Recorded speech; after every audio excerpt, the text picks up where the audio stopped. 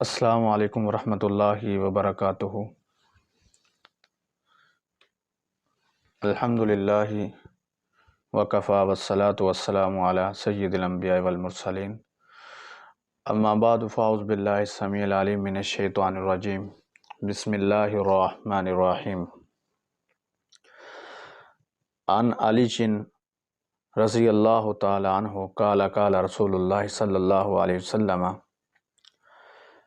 للمسلم علی المسلم ست بالمعروف یسلم علیہ اذا لقیہ ویجیبہ اذا دعاہ ویشمتہ اذا آتاس ویعودہ اذا مرض ویتبع جنازتہ اذا مات ویحب لہ ما یحب لنفسہ۔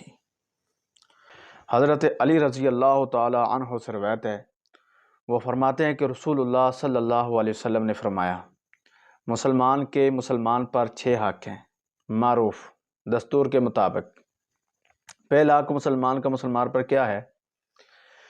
یسلم علیہ اذا لقیہ، جب کوئی مسلمان کسی دوسرے مسلمان بھائی سے ملاقات کرے چاہیے کہ وہ اس کو سلام کرے۔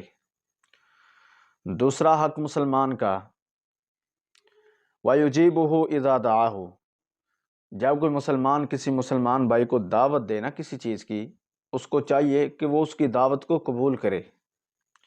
تیسرا حق مسلمان کا مسلمان پر کیا ہے؟ وَيُشَمِّتُهُ اذا آتَاسَ، جب کوئی مسلمان چھینک مارے تو دوسرے مسلمان کو چاہیے کہ وہ اس کی چھینک کا جواب دے۔ کیسے؟ یرحمک اللہ۔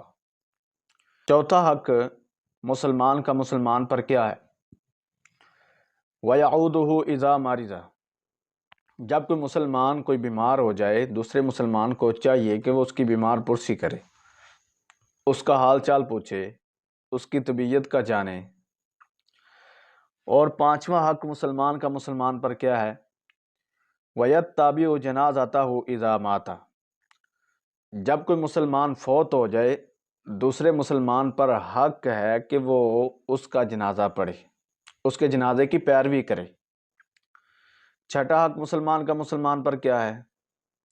وَيُحِبُّ لَهُ مَا يُحِبُّ لِنَفْسِهِ، جو چیز مسلمان بھائی اپنے لیے پسند کرتا ہے نا، اپنی ذات کے لیے، اپنے لیے خود کے لیے پسند کرتا ہے، جو اس کو پسند ہے وہی چیز اپنے مسلمان بھائی کے لیے پسند کرے۔ یہ حدیث جامعہ ترمذی میں بھی اور دارمی میں بھی ہے۔ جامعہ ترمذی میں حدیث کا نمبر ہے 2736 نمبر حدیث ہے۔ آج ہمارے معاشرے میں کیا ہوتا ہے؟ جب کوئی مسلمان کسی مسلمان کے پاس سے گزرتا ہے سلام نہیں کرتا۔ یہ نبی علیہ السلام کی سنت ہے سلام کرنا۔ آپ علیہ السلام نے حق ہے مسلمان کا مسلمان پر حق بتایا ہے کسی دوسرے مسلمان کو سلام کرنا جب کوئی ملاقات کرے اس سے۔ آج ہم اپنی اکڑ میں پھرتے ہیں اور اپنے تکبر میں پھرتے ہیں۔ ہم یہ کہتے ہیں اگلا ہم کو پہلے سلام کرے، وہ مجھ کو پہلے سلام کرے، میں کیوں سلام کروں؟ اس کا حق بنتا ہے۔ بس یہ چیز ہم لے کے بیٹھے ہوئے ہیں، سنت کو ہم نے پیچھے چھوڑ دیا ہے، سنت پر عمل نہیں کرتے۔ نبی علیہ السلام نے کہا جب کوئی مسلمان کسی مسلمان بھائی سے ملاقات تو وہ اس کے سلام کا جواب دے، تو اس کو سلام بھی کرے۔ آج ہمارے معاشرے میں ہم اپنی عقل لے کے بیٹھے ہوئے ہیں، تکبر میں پھرتے ہیں، وہ مجھے سلام کرے، وہ مجھے سلام کرے۔ نہ میرے بھائی، سنت پہ عمل کریں۔ اور ایک اور چیز وہ کیا ہے؟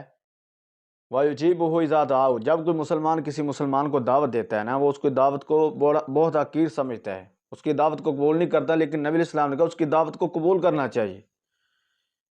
کیا لفظ ہے؟ وَيُجِيبُهُ اذا دعاہ، اس کو چاہیے کہ وہ اس کی دعوت کو قبول کرے، چاہے وہ ایک لقمہ ہی، کوئی غریب کہہ رہا ہے ادھر سے کوئی چیز کھا لے، ایک لقمہ ہی، ایک چیز، ایک تنکا ہی پکڑے، لیکن اس کی دعوت کو قبول کرے، تاکہ اس کے دل میں نہ جائے میں غریب ہوں اس لیے میری دعوت قبول نہیں کر رہا۔ نہ میرے بھائی، ایسا نہیں کرنا۔ وَيُجِيبُهُ اذا دعاہ، جب کوئی مسلمان دعوت دے اس کی دعوت کو قبول کرنا۔ اگلی بات وَيُشَمِّتُهُ اذا آتَاسَ، جب کوئی مسلمان چھینک مارے اس کی چھینک کا جواب دینا ہے۔ آج ہمارے بچوں کو، ہمارے گھروں میں بڑوں کو، زیادہ تر بڑوں کو علم ہی نہیں ہے جب کوئی چیخ مارے اس کی چیخ کا جواب کیسے دینا ہے؟ نبی علیہ السلام نے فرمایا جب کوئی چیخ مارے وہ کہے الحمدللہ، اور سننے والا جواب کیا دے؟ یرحمک اللہ، یرحمک اللہ وہ جواب دے۔ ادھر نبی علیہ السلام نے کہا یرحمک اللہ، وہ اس کی چیخ کا جواب دے۔ آج کسی کو یہ نہیں معلوم اس کی چیخ کا جواب کیسے دینا ہے۔ یرحمک اللہ یہ الفاظ ہی کسی کو نہیں آتے، کوئی پوچھتا ہی نہیں ہے، کسی کو معلوم ہی نہیں ہے، کوئی بتاتا نہیں ہے۔ اور اگلی بات یہ ہے آج ہمارے گھروں میں ایسے کسی کو پتہ نہیں ہے، کسی کو معلوم نہیں ہے ابھی کسی کی چیخ کا جواب کیسے دینا ہے۔ میرے بھائی یرحمک اللہ چیخ جو سنے مسلمان کی، یہ حق ہے اس پر اس کی چیخ کا جواب دے۔ اور اگلا چوتھا حق جو مسلمان کا مسلمان رہے، وَيَعُودُهُ إِذَا مَرِضَ، جب کوئی مسلمان بیمار ہو جائے دوسرے مسلمان کو چاہیے کہ وہ اس کی بیمار پرسی کرے، اس کی بیمار پرسی کرنے کے لیے جائے، اس کو پوچھے، اس کا حال چال پوچھے۔ یہ مسلمان کا مسلمان پر حق ہے۔ آج ہم اپنی انائیں لے کر بیٹھے ہوئے ہیں، کوئی رشتہ دار سکا بھائی بیمار ہو جائے ہم اس کے دروازے پہ جانے کے لیے تیار نہیں ہیں، ہم کسی کی بیمار پرسی کرنے کے لیے جاتے ہی نہیں ہیں، رشتہ داروں میں نہیں جاتے، محلے میں نہیں جاتے، ہمسایوں کے گھر نہیں جاتے، کوئی بیمار ہو جائے ہم جانے کے لیے تیار نہیں ہیں۔ میرے بھائی اللہ کے پاک پیغمبر یہودیوں کے گھر میں بیمار پرسی کرنے کے لیے گئے، یہودی بچہ آپ علیہ السلام کی خدمت کیا کرتا تھا، وہ بیمار ہو گیا، نبی علیہ السلام اس کی بیمار پرسی کرنے کے لیے اس کے گھر گئے چلے۔ آپ نے تو نہیں سوچا یہ دشمن کا گھر ہے، آپ نے تو یہ نہیں سوچا کہ اسلام کو سب سے زیادہ نقصان ان یہودیوں نے دیا ہے، نہیں سوچا۔